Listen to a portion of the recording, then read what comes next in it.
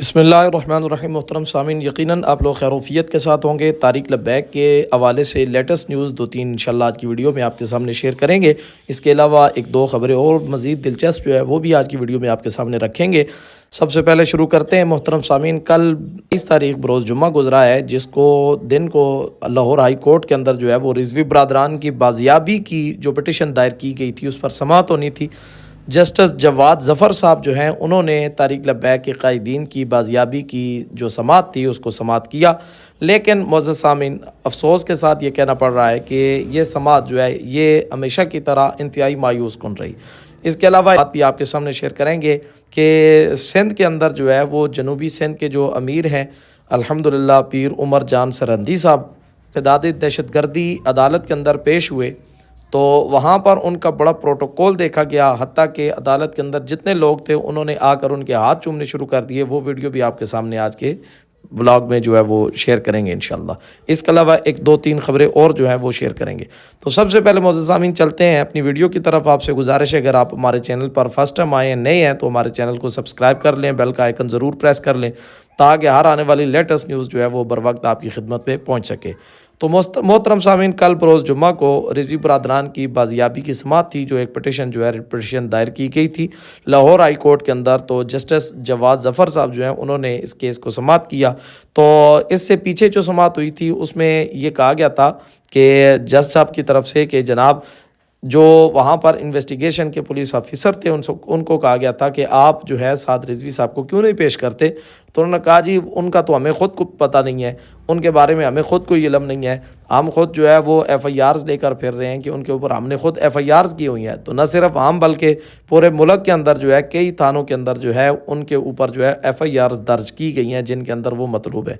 अब यहाँ से भी जनाब वाला एक धांधली और एक गुंडागर्दी की आप मिसाल जो है वो देख सकते हैं कि मुरीद के तक ये धरना हुआ था और पूरे मुल्क के अंदर जो है वो साद भाई और अनस भाई पर जो है वो FIRs जो है वो दर्ज कर दी गई। ये हमारा काला कानून है। तो अब जब जज साहब ने उनको कहा कि हाँ जी आपने वो FIRs जो हैं वो जो मैंने कही थी वो लाई हैं कि नहीं लाई, तो अब उन्होंने कहा जी हमें तो बाकी FIRs जो हैं वो नहीं मिली, हाँ जो एक दो FIRs हमारे पास हैं वो हम आपके सामने पेश कर देते हैं। इस बार जनाब वाला जज साहब ने उनको कहा कि आप पूरे जो हैं वो FIRs की तफसीलात जो है वो क्यों नहीं पेश करते हमारे सामने ताकि जो केस है उसको आगे चलाया जा सके। इस मौके पर तारिकी वकला जो थे लब्बैक के हवाले से उन्होंने कहा जी ये लोग जो हैं टाल मटोल कर रहे हैं और ये अदालत का हुक्म भी नहीं मान रहे और इनको चाहिए कि जब जज साहब ने एक बात कही है तो उसको पूरा करें और ये अदालत के अंदर तमाम FIRs की जो जनाब वाला तफसीलात हैं वो सबमिट करवाएँ, जमा करवाएँ ताकि मुअज़्ज़ज़ अदालत जो है ये जनाब आगे चलकर इस कार्रवाई को मुकम्मल कर सके और रिजवी बरदरान जो है उनको अदालत में पेश किया जा सके। क्योंकि इस तरह पेश न करने में कई तरह के तहफ़्फ़ुज़ात जो हैं वो जन्म ले रहे हैं, ख़दशात जो हैं वो सामने आ रहे हैं। न जाने उनको कहाँ रखा हुआ है, पता नहीं उनके साथ क्या है, पता नहीं उनकी ज़िंदगी भी जनाब वाला मौजूद है या खुदा न खास्ता उनकी ज़िंदगी किसी ख़तरे में तो ना हो। तो इस तरह के मामलात जब तारिकी वकला ने कहे तो उन्होंने कहा जी आप ऐसा करें, जज साहब ने कहा जस्टिस जवाद ज़फ़र साहब ने कि आप ऐसा करें कि जनाब आप एक दोबारा दरख्वास्त लेके और उसमें आप कहें जी कि अदालत के अंदर जितने वो उनके ऊपर FIR दर्ज हैं उन सब को जो है वो अदालत के अंदर पेश किया जाए, दोबारा जनाब वाला पेश किया जाए। तो वो कला ने कहा जनाब ये तो वैसे ही लॉलीपॉप देने वाली बात है और आप ऐसे ही बात को आगे पीछे कर रहे हैं, हमें जनाब वाला रफू चक्कर करने की कोशिश कर रहे हैं, तो इस तरह न किया जाए। बहरहाल जज जो था जवाद ज़फ़र जो है उसने बग़ैर किसी जनाब वाला कार्रवाई किए इस को जो है वो अगली एक मुद्दत तक जो है समाअत के लिए गालिबन 13 जो मार्च है वो 13 मार्च तक के लिए इसको मुलतवी कर दिया, यानी 2 हफ्ते तक के लिए ये केस जो है इसको उसने क्लोज़ कर दिया है। तो आप मोहतरम सामीन ये हमारा पाकिस्तान है, तो इसके अंदर देखें कि आप क्या इंसाफ है, क्या कोई इंसाफ की तवक्को करेगा कि यहाँ पर जनाब वाला जो उशाक़ान रसूल होते हैं उनको जनाब वाला इतने अरसे के लिए गायब कर दिया जाता है, उनका अता पता ही कोई नहीं होता। और दूसरी तरफ आप देखेंगे वो मिर्ज़ा जेलमी बदबख्त जो है जो सरेआम हुज़ूर की गुस्ताखी करता है, औलिया किराम की गुस्ताखी करता है, आप उसको देखेंगे तो वो बंदा जो है वो दनदनाता फिर रहा है। और अब तो हमारे ये TV चैनल्स जो हैं ये भी उस बदबख्त को इस रमज़ान के बाबरकत महीने में जिसमें शैतान कैद हो जाता है तो इस बाबरकत महीने के अंदर उस बदबख्त को जो है वो लाइव नशरियात के लिए बुला रहे हैं और उससे आंसर क्वेश्चन जो है वो कर रहे हैं और उससे दीन सीख रहे हैं। तो क्या ऐसी कौम जो दीन सीखेगी ऐसे बदबख्तों से जिन पर 295 सी लगाओ, तो वो कौम क्या तरक्की करेगी? खाक तरक्की करेगी। और हमारी अदलिया का भी ये हाल है कि आप देखें तो उन्होंने उसको रिहा कर दिया और जिनके ऊपर कुछ नहीं था उनको जनाब बोला आज इतने अरसे से 5 माह होने वाले हैं, उनको जनाब नज़र बंद कर दिया और साइड पे कर दिया है। इसके बाद अगली बात मोहतरम सामीन जो आज की वीडियो में आपके सामने शेयर करनी है वो ये है कि उमर जान सरंदी साहब जो कि सिंध के अंदर TLP के एक बहुत बड़ी आम शख्सियत है, उनकी अदालत के अंदर पेशी होती है। ठीक है, तो वहाँ पर जब वो तशरीफ़ लाते हैं तो उनका एक अजीब किस्म का प्रोटोकॉल था। क्या ही शान है हजूर के ग़ुलामों की, ये वीडियो मैं आपके सामने प्ले करना चाहता हूँ। आप ये वीडियो देखें, इंशाल्लाह आपको मज़ा आएगा।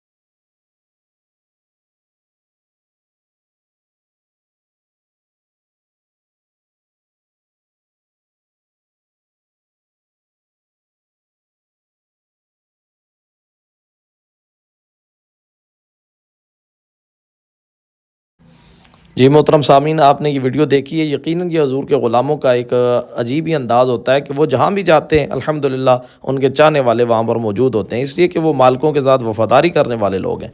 उन्होंने वफ़ादारी की, वफ़ादारी का सिला भी आप देख सकते हैं कि किस तरह लोग जो है इस जगह पर जाकर भी जनाब उनके हाथ और जनाब वाला उनके आगे चलने के लिए भी जनाब तो वो उनके पीछे पीछे चलते हैं और उनकी जूती सीधी करते हैं कि ये अल्लाह के नेक लोगों की शान होती है जो हजूर के दीन की वफ़ा के साथ चलता है, हजूर के दीन के साथ वफ़ा करता है। इसके अलावा मोहतरम सामीन एक और स्टोरी आपके सामने शेयर करेंगे कि रहीम यार ख़ान के अंदर से अब्दुल कादिर रिजवी साहब जिन्होंने कुछ अर्सा पहले एक कादियानी को जनाब वाला वास्ले जानम किया था, अदालत ने उनको सज़ाए मौत सुना दी है। लेकिन जब उनकी एक तस्वीर मैंने देखी सज़ाए मौत सुनने के बाद, जब वो जा रहे थे पुलिस वैन के अंदर, तो उनके चेहरे पर मुस्कुराहट थी।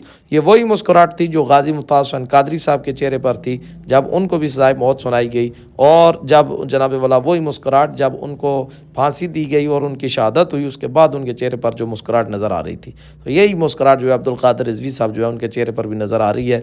बहरहाल हजूर के इन दीवानों के लिए दुआ करें, रिजवी बरादरान के लिए दुआ करें दिल से कि अल्लाह तबारक व तआला उनको जल्द अज जल्द रिहाई नसीब फरमाए, अल्लाह करीम उनकी मुश्किलात आसान फरमाए। इसके अलावा जितने कारकुनान जो है इस वक्त जो है वो जेलों के अंदर हैं, अल्लाह तबारक व तआला उनको जल्द अज जल्द रिहाई नसीब फरमाए और अल्लाह करीम जो है तारिक लब्बैक को मज़ीद जो है तरक्की नसीब फरमाए। एक नई वीडियो में दोबारा आपसे मुलाकात होगी, तब तक के लिए दोबारा आपसे गुजारिश है हमारे चैनल को सब्सक्राइब ज़रूर कीजिएगा, बेल का आइकन दबा लें ताकि हर लेटेस्ट न्यूज़ और वीडियो बर वक्त आपकी खिदमत पे पहुंच सके।